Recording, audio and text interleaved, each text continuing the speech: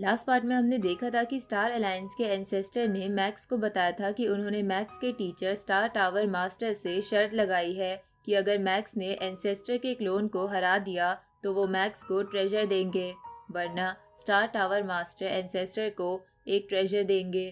तो मैक्स ने इस चैलेंज के लिए प्रैक्टिस करना शुरू कर दिया था, क्योंकि उसे एंसेस्टर को हराने के लिए एक यूनिवर्स मास्टर लेवल की हाईएस्ट टेक्निक की ज़रूरत थी, जिसे बनाने के लिए वो बीस्ट गॉड वर्ल्ड के 64 स्टैचूज पर बने पैटर्न्स को समझने की कोशिश कर रहा था, पर वो टेक्निक नहीं बना पा रहा था। तभी मैक्स उन टेक्निक्स को कंबाइन करने लगता है और इस तरफ एंसेस्टर को लग रहा था कि मैक्स अपना टास्क पूरा नहीं कर पाएगा।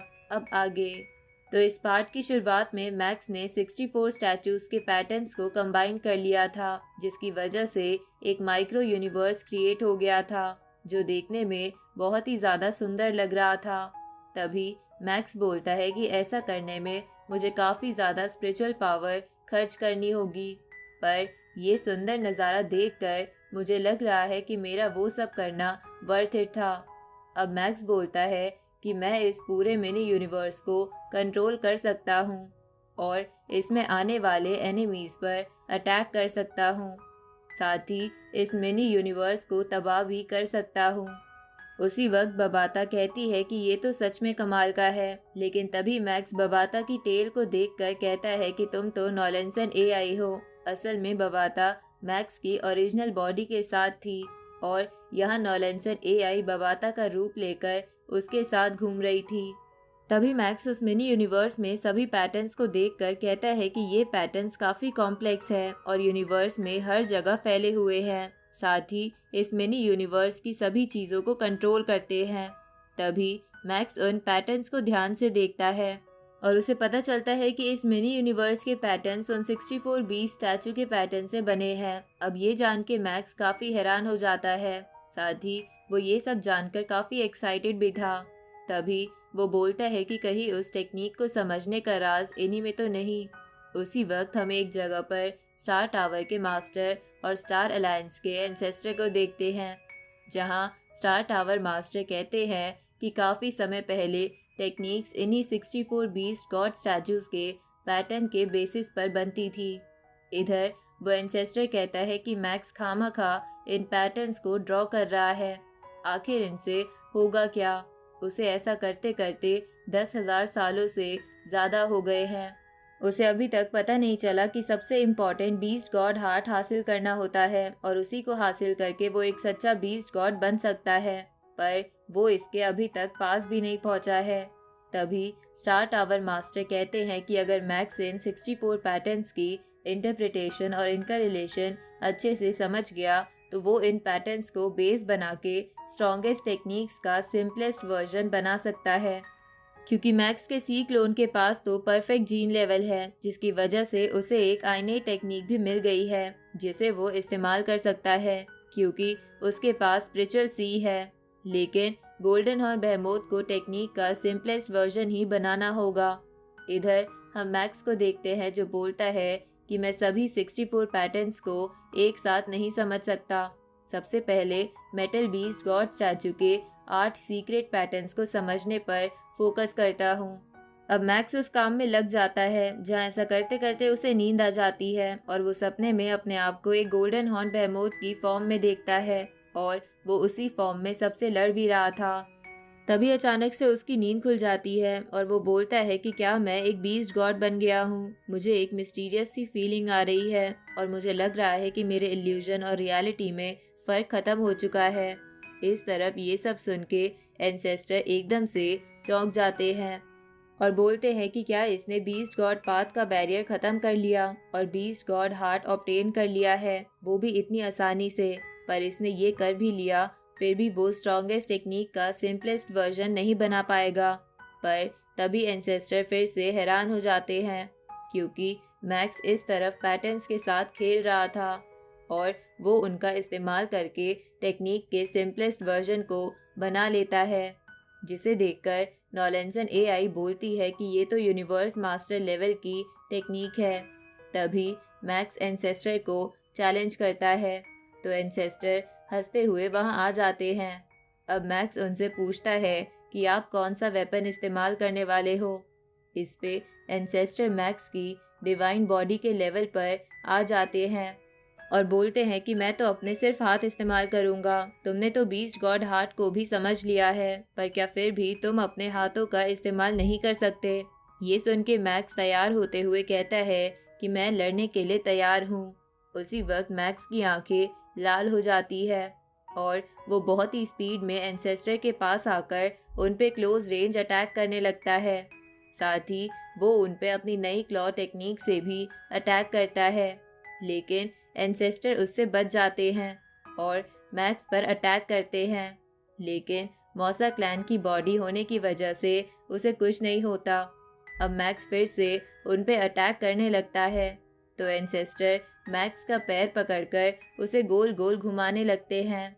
तभी मैक्स मुस्कुराकर उन्हें किक मारने के लिए आगे बढ़ता है, पर एंसेस्टर उसे दूर कर देते हैं। तभी मैक्स अपनी नई टेक्निक पूरी तरीके से एक्टिवेट कर लेता है, जिसकी वजह से उसकी स्पीड बहुत ही ज़्यादा बढ़ गई थी। अब वो एंसेस्टर पे पंच करता है, जिसे एंसेस्टर बहुत मुश्किल से रोक पाते हैं। तभी मैक्स उन्हें सर मार के पीछे कर देता है। साथ ही वो उनके चेहरे पर अपने क्लॉ से कट लगा देता है और अब उसकी स्पीड इतनी बढ़ गई थी कि एंसेस्टर उसे ठीक से टैकल नहीं कर पा रहे थे।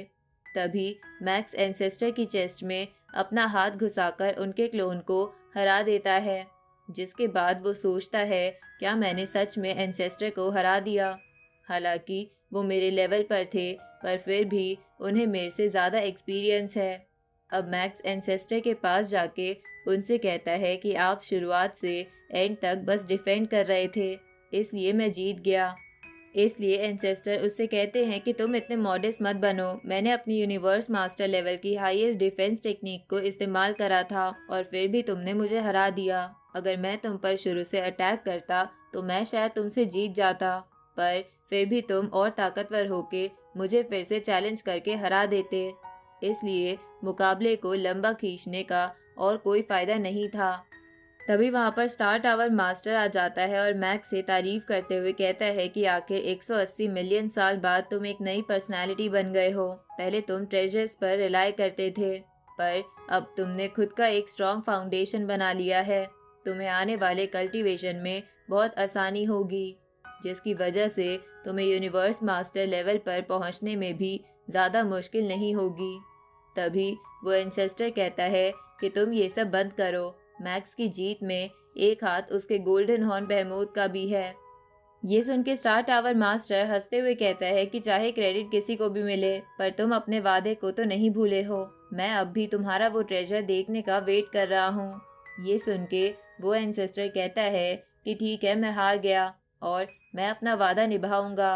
अब एंसेस्टर बीस्ट गॉड आर्मर बाहर निकालता है और बोलता है कि ये आर्मर 526 ट्रेजर से बना है।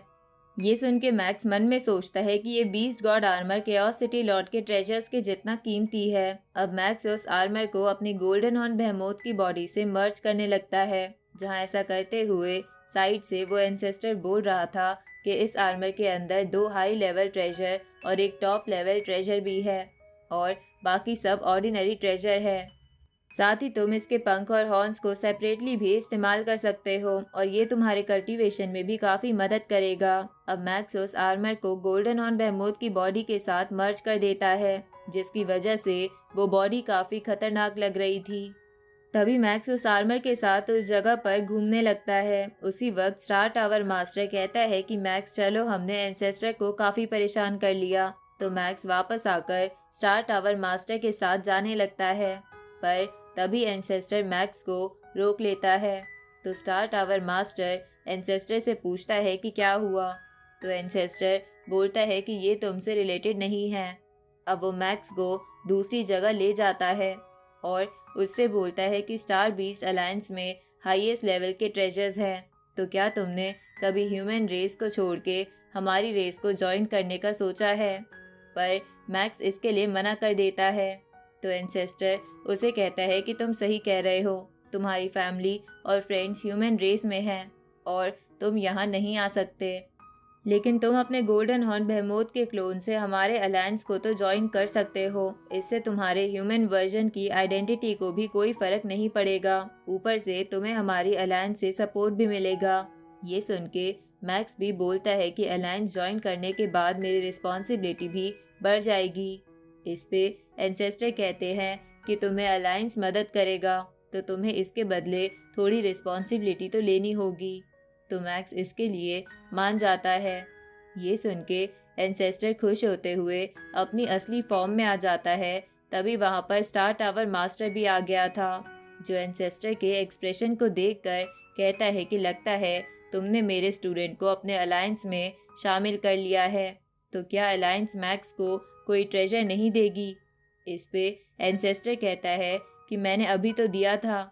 ये सुन के स्टार टावर मास्टर बोलता है कि वो तो तुम शर्त में हारे थे और वो तुमने दिया है, अलायंस ने नहीं।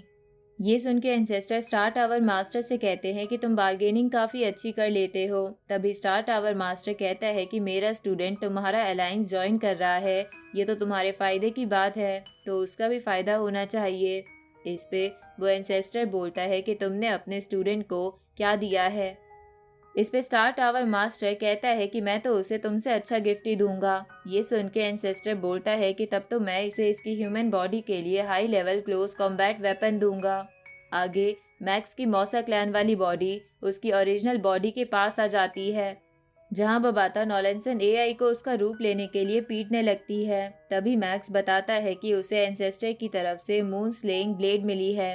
साथ ही जब स्टार टावर मास्टर ने उसे अलविदा कहा था, तब उस समय उन्होंने मैक्स को एक डिवाइस दिया था, जिसकी मदद से मैक्स स्टार टावर मास्टर को अपना मैसेज पहुंचा सकता है।